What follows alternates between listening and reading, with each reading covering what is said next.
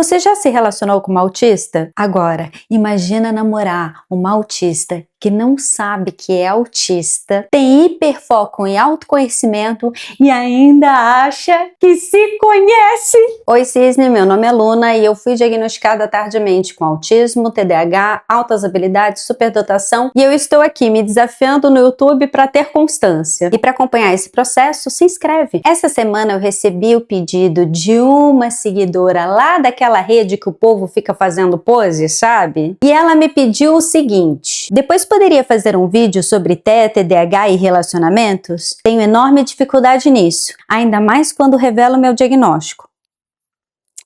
Sarinha, vamos aprender o seguinte: nada de revelar o seu diagnóstico para quem já não virou íntimo. Ficante não é íntimo. Você está conhecendo, ainda não é íntimo. Pessoas na rua, você só vai falar sobre o autismo caso seja uma pergunta que estejam fazendo por te verem com cordão ou caso você esteja precisando pedir ajuda. O seu diagnóstico pode te colocar em vulnerabilidade, então não sai falando isso para qualquer um.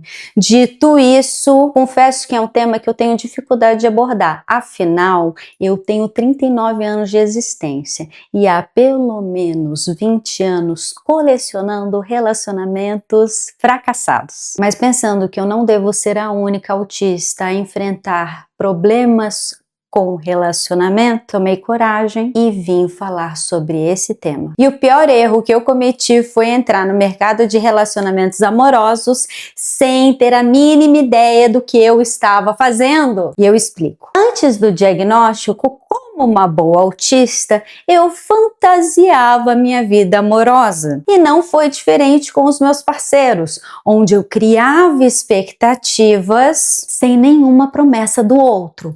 Ou seja, o outro nem precisava querer me enganar, eu mesma me iludia.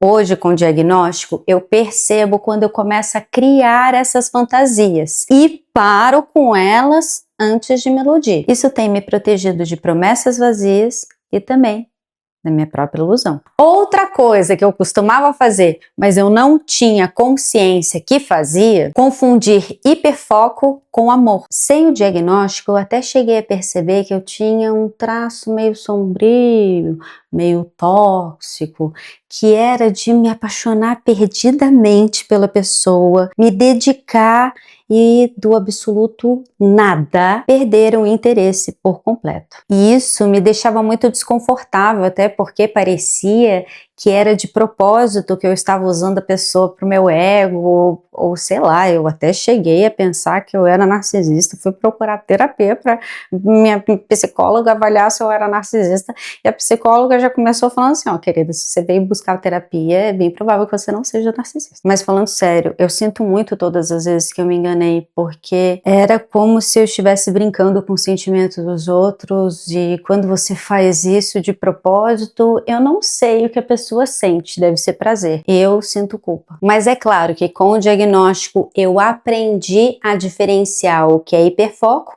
e o que é amor. E quando eu identifico que eu estou hiperfocada em alguém, ao invés de persegui-lo, eu uso essa energia para admirá-lo à distância, causando assim menos confusão na minha vida e também menos inimigos. Aliás, se você algum dia foi meu hiperfoco, desculpa. E antes de finalizar essa bagaça, você sabia que você pode me ajudar muito aqui nessa plataforma? É só dar uma curtidinha ali, não vai doer nada em você.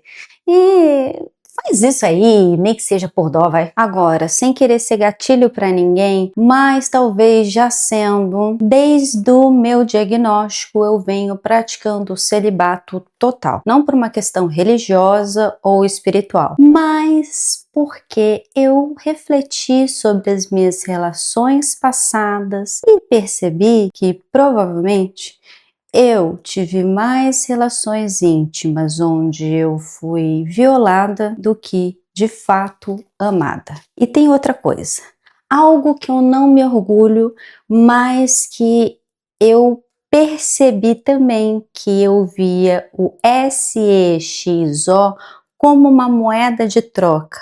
Então eu fazia para não ser trocada. E é nesse climinha bem gostoso e bem levinho que a gente vai terminando, né?